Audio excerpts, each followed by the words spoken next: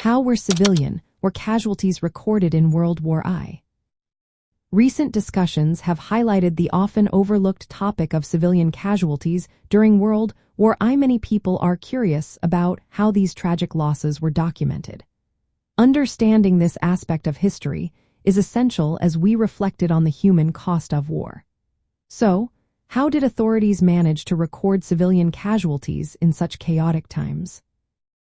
During World War I, the process of recording civilian casualties was far from systematic. Unlike military personnel, civilian deaths were rarely documented by a central authority.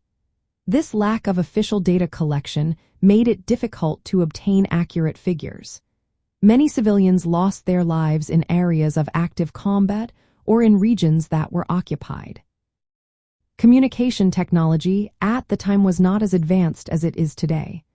This meant that information about civilian deaths often went unreported. In many cases, local records were kept, but there was no centralized system to compile this information. The chaos of war further complicated the situation, leading to many deaths being overlooked.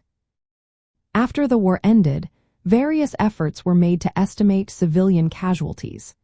Governments, historians, and international organizations used military records, hospital reports, and eyewitness accounts to piece together the numbers.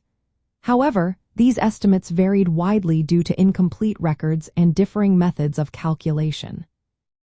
During and immediately after the war, the focus was primarily on military losses. Civilian casualties, while significant, were often overshadowed in official statistics.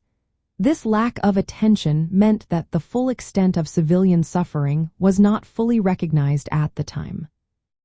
Civilian casualties included deaths from direct military actions, such as bombings and shelling. However, many also resulted from indirect causes like starvation, disease, and displacement caused by the conflict. These indirect factors contributed to a staggering number of civilian deaths that went unrecorded. In summary, the recording of civilian casualties in World War I was fragmented and inconsistent.